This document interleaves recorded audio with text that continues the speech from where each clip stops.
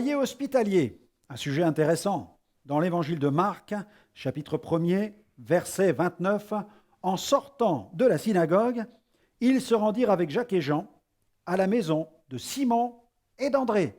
Un simple verset, mais il est question d'hospitalité.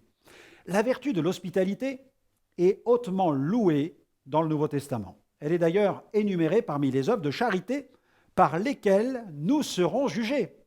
En grec, le mot hospitalité, philoxénia, signifie l'amour des étrangers.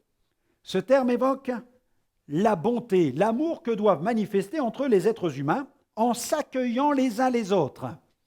Au cours de son ministère terrestre, Jésus a beaucoup bénéficié lui-même de l'hospitalité. Et dans plusieurs de ses paraboles, il la considère d'ailleurs comme très importante. N'ayant pas lui-même de domicile fixe, il fut souvent invité. Ce fut aussi l'attitude de Paul que de visiter les Juifs et de demeurer chez eux au cours de ses différents voyages missionnaires, et de ne demeurer chez les gentils qu'en cas d'inhospitalité de la part de ses frères d'origine juive. L'hospitalité de Dieu fut une partie essentielle du message de Jésus.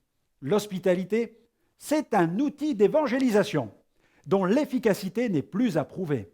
Il est évident que les chrétiens qui ouvrent leur maison à leurs voisins conduisent davantage d'âmes au Seigneur que ceux qui vivent reclus chez eux. Ouvrir la porte de sa maison est un vrai signe d'ouverture à l'égard des autres. C'est aussi un excellent moyen de manifester l'amour de Christ.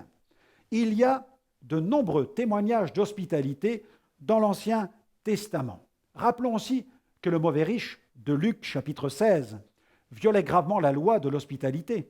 Le Nouveau Testament enseigne ce que doit être l'hospitalité chrétienne. Ce devoir est d'autant plus agréable qu'une merveilleuse promesse lui est attachée. En effet, en exerçant l'hospitalité, la Bible dit que certains ont accueilli des anges chez eux. Alors j'aimerais vous recommander cette prière aujourd'hui. Seigneur, tu as été accueilli dans beaucoup de maisons et je veux, moi aussi, exercer l'hospitalité, non seulement envers mes frères et sœurs, mais envers ceux à qui je parle de toi.